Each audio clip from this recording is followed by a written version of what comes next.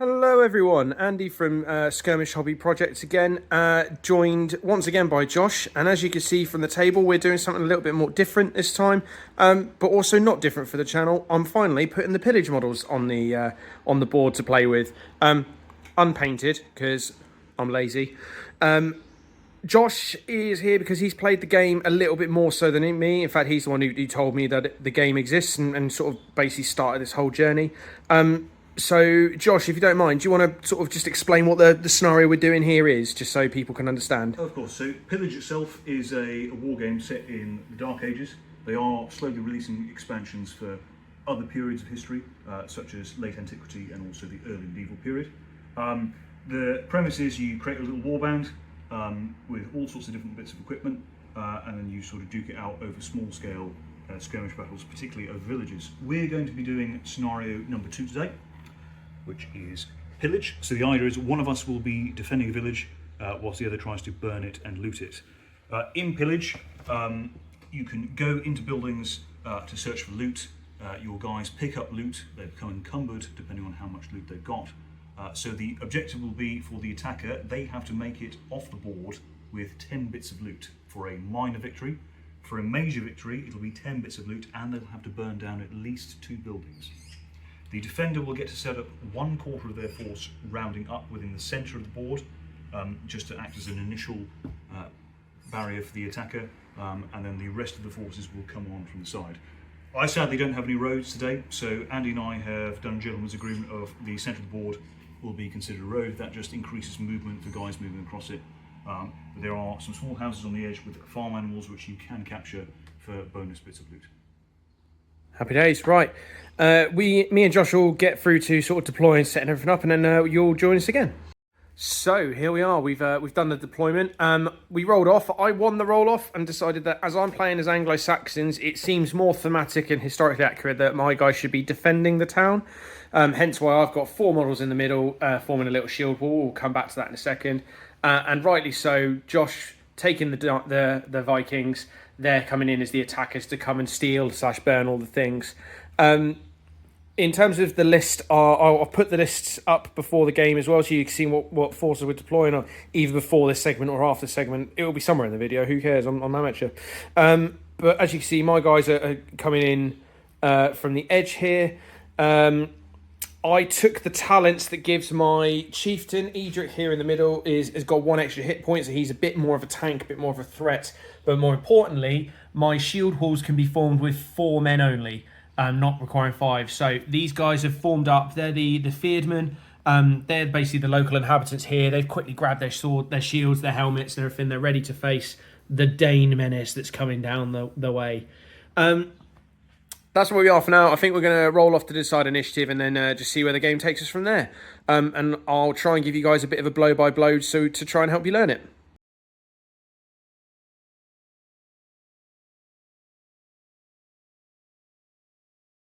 All right, so into turn 1. I said we were going to roll off initiative. That was an error on my part. The scenario requires that the attackers have initiative for this turn. So the Danes are about to start moving up. 5 phases, as Josh explained it. See if I've got it right. So initiative phase, which we don't do for this first turn, as we just discussed. Then it's movement, which is you move, I move. Which is I move everything. Well, whoever has initiative decides who goes first in each phase. Right. So I have initiative. I'm going to choose to let myself go first. So I'm going to move everything. Then I'll let you move everything. Okay. I could choose to let you move first to see where you go, but I just sort of want to fan out. In the movement, you do pretty much everything. You do your charges, you do your moves, you do some different classes have little abilities to do. So I've got 2 berserkers. I could choose this turn to ingest hallucinogenic mushrooms for a little bonus. Nice. But I'm not going to do that yet because there's a chance that I might chop my own guys to pieces. Okay. So things like that. So I'm going to move. So Josh has done his movement phase, but it's worth explaining what's going on here. So over on the 2 flanks, everyone's moved up in their little units because they've either got armour or they have a shield. So they've got 1 bit of equipment, in theory, which means that their base move of 8 becomes 7 as a result. So they'll get 1+1 to their saves because they've got some armour to deal with, but it's heavy to carry that, so they lose a little bit. So they've all moved up in line with themselves. This central brick is spread all over the place, and that is mostly because the the Warhorn Bannerman, whatever his name is, David Bowie, musician for the Danes. He basically sung a little tune, which meant that these guys got an extra 2 inches to their movement. They were on the central bit of the road, which means they got a further 2-inch bonus to their move. So that would have taken them to a total of 12. You then take off 1 for the armor that they're carrying. So they've been able to move 11, which is why they're moved right up to here. Everyone else has benefited from the +2, but they were off of the area that we've decided was the road, hence why they're further back. And those 2 guys at the back, again, carrying a little bit more. They are armoured and shielded, so that's -1 for their armour, -1 for their shield, hence why they're a little bit further back. Is that all right? Is that correct, Josh? I got that? That is Happy correct. days. Right, well, that's all the Viking movement. It's time for the Saxons to see what they could do to try and stop the Dane menace. Okay, so that's the end of the movement phase. So you can see where my guys have gone. Again, similar kind of thing. I've declared these guys are forming a shield wall just to block the road a little bit more from the oncoming Dane menace. My chieftain, the banner bearer, yeah, there's definitely a banner. It's not just an empty stick at the moment. And the priest are running up the centre. And then I've got a huscarl and an armoured swordsman running on both flanks to sort of see what's going on with these guys over here. That was all relatively simple. Yeah. My God, a simple game with simple movement. This point, we would then go to the shooting phase, and Josh would again, because he's got initiative, would choose to shoot first, or let me shoot first. Neither of us have put any ranged weapons into our armies today. Well, mostly because I haven't built mine yet. But yeah, so now we're just moving straight on to the melee phase. Yeah. Which we can't do because no one's in melee. And then we move straight on to the fire phase, which I can't do because I'm not in contact with any buildings. And although you don't want to burn. yeah, I was going to say, my shield wall, technically, my guys could set fire to something if they wanted. You have to be in base contact to do burning. And this is why we ask these things. Okay, that's turn 1. Cool. Over to turn 2 after we roll initiative. Okay, so I rolled off. So turn 2, I've won initiative. General plan is going to be my guys on the flanks are going to move further up the flanks. Guys in the middle are going to go there, and the shield wall is going to remain valiant in the face of the dirty heathen army. Okay, so we're partway through Josh's turn, and you are now about to do some charges. That's good. So charge work, you can't pre-measure in this game. How charges work is it's your base movement, including the equipment choices, plus D3. Now, so my semi-armoured spearman here, because he's got a shield but no armour, has a movement of 7. I'm definitely within 7, so I'm automatically going to make that charge. However, you still have to roll it, because if you charge, you get +1 to hit. If I roll a 1 of the D3, so if I roll a 2, it's still +1 inch. If I roll a 1, it's a failed charge. I still make it, but I was a little hesitant to go there, so I don't get the +1 to hit. So even if you can automatically do it, you still got to roll just like to see. tripped up over your feet, you're a bit scared, anything like that. Okay. So this chap in yellow is going to charge the guy on the end. Successful charge, I am in combat with him. Other yellow guy is going to charge the second one in. I'm definitely in, because I'm definitely within 7. And then this guy on the end is also in. Danes won it. The Danes won it. Ooh. Cool. What's that? Any other movement? I'm going to try charging him as well. I thought you just said you can't pre-measure. Well, now I'm going to have to charge And him. this is how you know we're doing it live, people. That's fine. He's definitely in. Then the others, I'm probably just going to move up to support. Happy. Stuff like that. Okay, so still turn 2. We've just done all the movements, as you can see with Josh's. Obviously, the centre is where we've now actually engaged each other. And now we're into the first proper fight. So because I have initiative, I get to decide how the combat works. I've decided that this guy on the right-hand side here is going to put a spear into the yellow guy on Josh's left there as well. Perfect. How does that work then? You were just starting to explain that. So when you select the combats, both of you decide whether you're going to hit, or if you have a shield, you can raise your shield for a +1 to your save. However, you cannot attack. You convert your attack into a save. I was going to attack anyway, so we're both going to hit each other. We both actually attack at the same time, and there is a decent chance we might both kill each other. Excellent. But, you know... Almost like it's an actual fight. It's simultaneous, it almost doesn't... Okay. All right. So how does this work then? So we get out our trusty table, which they have apologised is still in French. The guy who designed this.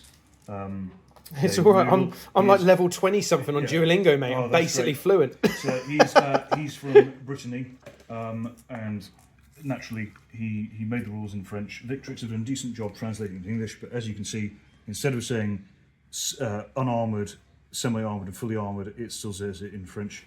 I'm not sure what it stands for, but it's fine. But these are the rolls you've got to get to score. So I reckon it's sans protection, protection partiale, protection complete. quite In the world's worst French accent. but that's unarmoured and that's fully armoured. Disregard then. I've obviously got that wrong. So there you go. in Pillage, it's assumed that you're bashing each other all the time and you're landing hits, but you're not necessarily getting a wound through. Okay. Or it's being parried. So these are the rolls you've got to make. Everyone, with exceptions, gets one attack, and everyone with exceptions gets one save. So I have charged him with a spear. Your spearman is semi-armoured, isn't he? Yes. So with a spear, I would need a 5 to hit. I have charged this turn, so I get +1 to hit because it was a successful charge. So I'm hitting on a 4, you are hitting on a 5. Happy days. So let's roll that off. I miss. I hit. Okay. Everyone saves on a 6. I have one piece of armoured equipment, a shield, so I goes to a 5-up save. I fail, he is dead. Excellent. First blood to the Saxons. Saxons. Okay. Where would you like to go next? I think we just work our way along the left-hand line. I won't film each individual dice roll, guys. We'll just come back after the melee's completed. So we've continued to work along the line there. Basically, long story short, nothing's happened. There's been a big clash of shields in the middle. Nobody's really done much other than that one fatality. This bit on the left here where the guy was backed up, though, was interesting. I chose to brace up with my guy to give him the +1 to the save, so he'd have been on a 3-up save, not a 4-up. Yeah. It was irrelevant because then didn't manage to roll to hit anyway. Interestingly, if I had been choosing to attack, though, I would, rather than hit on a 5, I'd have been hitting on a 6 again because you're being backed up by another spearman. Is that right? Yes. So I'm not improving my own hit, but spears, if you're attached to one of your guys in combat, it inflicts a -1 to hit for your opponent because in theory there is a second spear coming through that you're trying to duck. Yeah, I'm trying to dodge it. Okay, cool. Right, well, I think that resolves the melee, which therefore means we go into the fire phase. And I am in contact with the fence, but I'm not going to bother setting that aflame because boring. It does, and I also want to get to the house. So understood. That's the end of turn 2. And then morale was a thing, but that's only when you lose half of your army, isn't it? Or your chieftain. Or your chieftain. Okay, that hasn't happened yet, so we'll deal with that when we get there. That is turn 2. Again, rapid. I think we've been chatting away doing this. That was 10 minutes? It's less than 30 minutes. Wow. We're already 20% of the way through the game. So. Bloody hell. This is good so far. Right. We'll roll off to decide initiative and then come back again.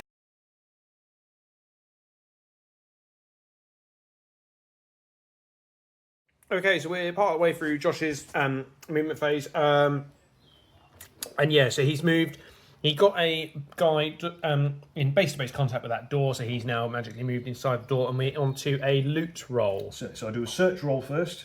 So it's on a 1, the house is completely empty. There's no loot in there. It's fine. On a 2 to 3, I don't find anything yet, but there's a chance I might do later in the game. And on a 4, 5, or 6, I found some loot, and then I make a roll here. I find some loot, and then it's a D3 to see whether you get 1, 2, or 3 bits of loot. I got 3. Oh, you found the family silverware. I found this family silver. So that has negatively impacted his movement by 3 inches. So he goes from 7 down to 4. Okay. And I've somehow got to cart that off. That house is now looted. There is no more loot in that house. That is what you get for blagging all of the family silverware into a massive bag, and then you've got to drag it. I'm just going to cart off. But that is, once you enter the building or you've come into contact with some loot, that ends your movement. He can't do any more movement for the rest of the game. It's also worth noting we have a dirty ox feast going on over here. He made contact with him at the end of the last turn. He's now been able to move it again. References in the book, but he's got 4-inch move maximum. He is just trying to get him back to the deployment zone, where that counts as Josh nicking it and therefore counts towards his total. Cool. Okay. So apparently there's some, much like your Hand of the Archon in the Kill Team game before, there's some dirty drug taking going on apparently. So Berserkers are unique, so they have 2 hit points base, but 1 attack. At the start of any of your movement with one of them, you can choose to consume hallucinogenic mushrooms, which means for the rest of the game, they get 2 attacks. Berserkers are cool in that if I get a hit, the opponent is not allowed to make an armor save against it. It just goes clean through. Nice. The downside is, from the next movement turn onward, there is a chance that there's a whole table for it, but there's a chance that he just stands around clapping at butterflies. there is a chance that he behaves normally, and there is also a chance on a 6 that I charge the nearest model, friend or foe, and have to cut him to pieces with my Dane axe. Amazing. So they're great for doing damage. Whether that's to enemy models, your own team, is yet to be decided. Smash in. Okay, so this is the state of play at the end of turn 3, the melee phase. Lots of hitting, lots of bashing, no fatalities, no significant dramas. Obviously, you've looted some stuff over here. You are not quite base-to-base contact there, but you are here. Do you want to engage fire with the fire phase? Yeah, I will. So the talent I took from my chieftain is War of Fire. So I start fires on a 5 instead of 6. The way fires work is, provided you're not interrupted with a charge or anything like that, you start fires on a 6, and then the next turn a 5, and then it goes to a 4. You can pick up some torches on the map normally. I don't have them here today. That starts. We'll just assume everyone's got like a little zip lighter thing ready to go, because they definitely had them 1,000 years ago. But I now, instead of starting on a 6, I do it on a 5. Nope, but no fire. If I choose to stand still and I'm not interrupted with anything, I will start a fire on a 4 up next turn. Okay, it improves +1 for every turn you're there, because you're basically just there flicking the Zippo constantly and blowing into like a little knotted Vaseline cotton pad or whatever Bear Grylls survival stuff they've been looking at. Believe hard enough. Anyway. Yeah, if you believe hard enough, hence why the healer is there. If you believe hard enough, you too can overcome the Dane horde. Okay, that's the end of turn 3. Again, you and I are slowballing this because I'm trying to learn it, and we're getting through these turns at 10-minute intervals. This is... You will begin to see this, people. This is why I like skirmish games, because they're just quicker and more fun because of it.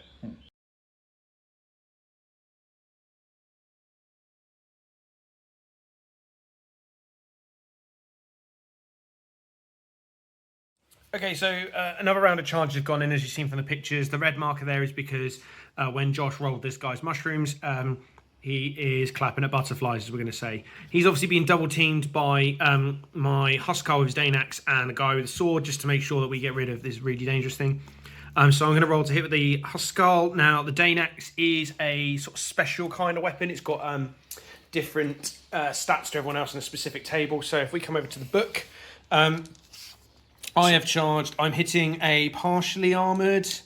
Yeah, so it would be 3s, but you've charged, you get +1 to hit, so that becomes a 4. You also inflict a -1 to my defence rolls, because it's armour piercing. You have a 2-on-1 fight, so it's a further -1 to my defence roll. So I go up from a 5-up save to a 7-up save. Yes, and the way that works in here is, if any of you are familiar with Warhammer 40k of any kind, in that instance you would just not have a save. Pillage actually works if you get a chance to actually roll that. You have to roll a 6. A 6 followed by a 4 for a 7-up save. Okay, so I'll roll the dice in a second. We'll see how we go and go from there. Okay, so we've rolled that all out, and as you can see, the Viking, the horrible Dane, is gone. He was too busy clapping at butterflies to see that an axe was then cracking him in the side, and then his mate stuck a sword through his throat. Bit graphic, but hey, this is Dark Ages warfare. I'm just going to move from this side of the field over to the other, but that means we're going to start with Eadric deciding to take on this old man of the Danes. Just about to say, chieftains are slightly different to other operatives. Yes, so chieftains have base 3 hit points and 2 attacks. Nice. Andy here has taken... What was your challenge again? I can't remember what it's called, but it gives him an additional hit point, so he's on 4. He's a bit tankier. He's got 4 hit points. So I don't really stand a chance of killing him in 1 here, but I think that old guy is going to... And so, based on the table, hand weapon into a guy with just a little bit of armour, so this is going to be a 5 to hit? No, sorry, it'll be a 4 because I charged, so I get +1. Yes, it'll be 3s for you with 3s. a hand weapon, because your guy's got a hand weapon. So you're hitting me on 4 base, you charge, so you're hitting me on 3. Okay, cool, brilliant. Okay, so I skipped through most of the combat there. As you can sort of see, both berserkers are in fact dead. Eadric killed this old man here. Bit of bloodlust in here though. What was your guy's name? Eva the Golden or something like that? Erik the Golden. Erik the Golden. Just charged in and absolutely slaughtered the villageman. But then his mate it's like, no, Dave, and stabbed a mate, and then this ensemble continues to go mental here. However, so that's that. However, we've got one guy in base contact with a building. Two guys in base contact with a base building. Cool. I'm going to try and set fire. We agreed pre-game that this was a separate building, this was a separate building, and this was a separate building for the purposes of loot. So I'm going to try and set fire to this section here. Goes off on a 5. No, shame. This one as well. I'm going to try and set fire to that. Goes off on a 5. Yes. Yes. That building's aflame. So building's on fire. At the end of next turn, anyone within 2 inches of the building has to take a test. On a 5 or a 6, they are destroyed regardless of how many wounds they've got left. This guy's in danger. Yeah. Cool. We'll find some way of making it look like that's on fire, and then we'll roll into the next turn.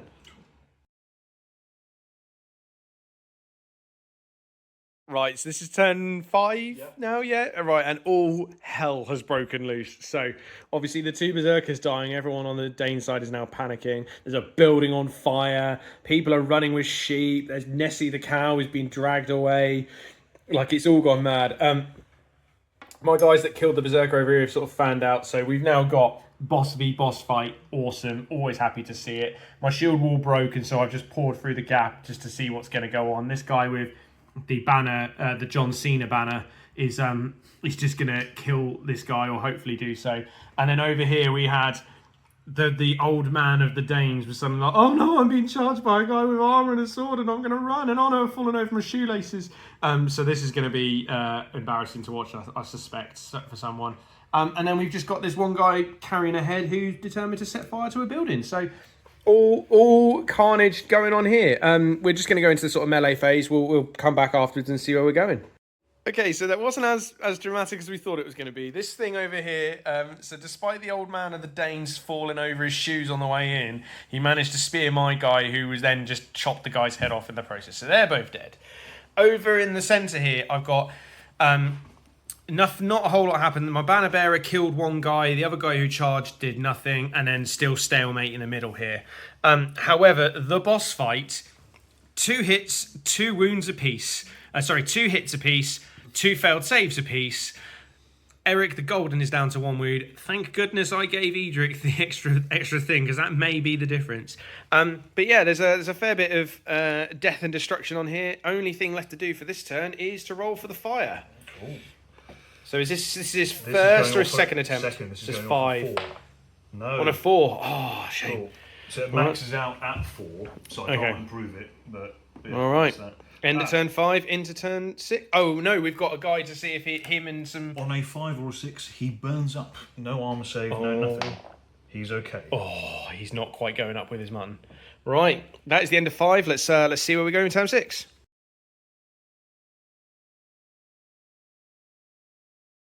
So, end of turn 6 review. Again, a bit of a battering here. The Saxon Fyrdmen put up a bloody good fight in the middle, but only one of them remains, and they're slowly being cut down. However, I need to come up with a name for a funny Viking bandsman, but the hornblower guy, Horatio, has been cut down to pieces as well. The guy trying to carry away some lamb shank for his dinner has also burnt to a crisp.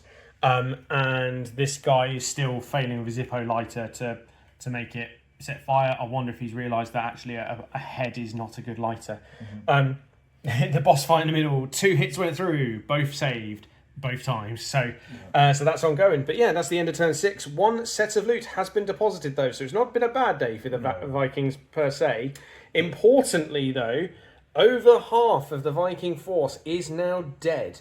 And because the hornblower is out of the way, the guys in the middle don't automatically pass their morale test. Nope. Stand fast, the chieftain. So Josh is going to have to roll for morale. Is that done now at the end of the turn? It's done in sort of an inter-turn phase. So okay. It's before the start of the next one. So I might as well do it now. On a 1, they run away. So this guy is okay. The armoured guy is okay. The unengaged spearman is okay. The engaged spearman is alright. And this guy carrying the loot is also okay. The chieftain doesn't roll because he automatically Chieftain passes. automatically passes. Okay, but that's now every turn you have to do Every that. turn now Okay, for the so rest of the game. we've got 7, so we've got 3 more turns to see if how we get on. But there's a lot more Saxons than there are Vikings going on at the moment. Right, into the initiative and into the next turn. It's what a game. Anyways, joining us at the end of turn 6 review, 7 end of turn 7 review, and we were just saying it's amazing how much the fact that because 4 is like the best you can hit, and because most people are spears, they hit on a 5. It's amazing how quickly things can turn. So, charged over here to the guy who was running away with stuff. Nothing happened. In the middle here, my guys who charged in got absolutely shanked up in the process, and in the boss fight, nothing happens either. So actually, out of nowhere, 2 more Saxons have died. I'm still fine in terms of morale, and so there's nobody to do a fire test. We just go back to Josh's morale test for his guys. So he's okay. He is okay. He is not. He runs. So somehow gets through, disappears. Is that just how it works? They just die. How he just disappears. That guy's okay, and chieftain automatically passes. Okay, right. So we'll tidy the board up, and then it's into turn 8.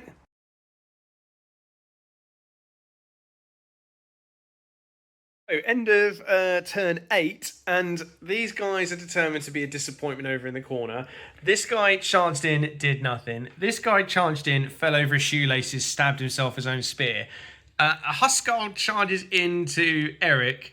Erik just says no to everything, so doesn't get killed by Eadric either in the follow-up. So out of what was looking like a really dominant Saxon position, the Vikings have been like, oh wait, we actually know how to fight. But importantly, we both now have to do morale tests. I'll kick things off. Does this guy run away? No. Does he run away? No. And does he run away? Yes, he's gone. So he killed a man and was like, yep, I've had enough now. I've had enough. He's got PTSD for the rest of his life, but he has made people happy. Do you run away? Do I run away? So, this guy over here. No, he's fine. This guy in the middle. Is fine. He's fine. The Huskarl. Yes. He does run away. Oh no. And then the preacher. Yeah. The preacher also runs away. Oh dear. Oh no. This This has really gone to pot really quickly. Right, let's polish everything up and then we will be back for turn 9. Okay, so that's turn 9. Dead quick. So only key thing in the fight phase here. Viking down. So finally a Saxon wins a fight after a couple of turns. Over here, absolutely nothing. Over here, Erik scores a blow on Eadric. We're down to 1 wound apiece. Importantly, actually, that talent has already is paid for itself because otherwise he'd be dead. He would. So yeah, so suddenly that was quite important. I think I had to get off with 10 bits of loot with his death. Even if I'd made it, would have been 7. I've not burnt 2 buildings, so I think the game has already been decided. It's just how many casualties can we inflict on each other at this point. Morale, I'm okay. That guy, my guy is not okay. He's dead. running. He's run away, and then the chieftains don't. They're just going to fight. What about this guy? That guy in the corner. He's okay. He's Also fine. He's just won. He's mega. Right. One last turn. Let's see how we go. Right. So turn 10. This is. There's not a lot going on. This guy's made a move over, and this guy has run in to make base-to-base contact to try and burn it, just to prove a point. Really, it all comes down to this though. The last major contribution, the fight of the lot bosses. Right. Two dice each. Hitting on a 4. Oh, 1 hit. I do not. 4 Oh up save, no. 4 up save. Oh, He's saved. Fine. He's fine. So these two have basically just had a scrap between themselves. Everybody else around them has died, and they're oblivious. That's fine. Can I burn the building? Yes, the building. Yes, the building's on fire. And with that, the game is concluded. So we'll come away. We'll have a little bit of a think, and then we'll come back with how the game ended up.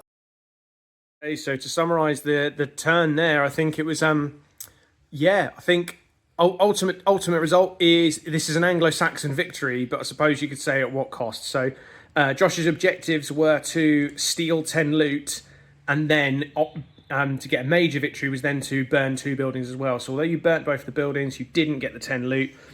By that logic, that becomes a Saxon victory. But with 2 guys left on the board, Like, would you really call this a victory, or is this just a really, really, really bad day at the office? For rules purposes, had we gone on for more turns, these guys are locked in combat and can't move. There is a fire, so within 2 inches, there is a chance that they would have burnt to a crisp as well. So it would have been too focused on each other.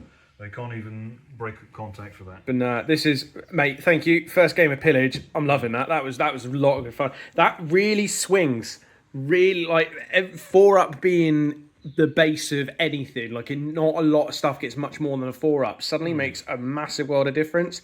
And, you know, going from loads of guys out of nowhere just takes a couple of bad turns of rolls. And then morale was brutal. It's very brutal. You think, oh, it's a 1 in 6 chance. Shouldn't make much of a difference. It happens more than you think. It's that classic thing of I can't roll a 6 to save my life when I need to make a hit in kill team, but when it comes to please don't roll a 1 for, or please, and for fire as well. It's like I really don't need this. Oh fuck, now it's happened. Like, that was good fun, mate. Thank you very much for that. Hopefully everyone else, you enjoyed that as well, and hopefully this was a good sort of intro to the game. Like I said, once I've got more stuff built and painted and the next few things, we'll see where we go and might get more of a polished product. But as with the kill team video, please let us know what you liked, what you didn't like, what you think you'd want to see more of in the future. Any suggestions is welcome. As I said, we're a bunch of amateur blokes. Let's help each other out where we can. Unless you've got anything further to say, Josh? No? Good game. Yeah, good game. Thank you very much, mate. Well, on that case then, goodbye everyone, and happy hobbying.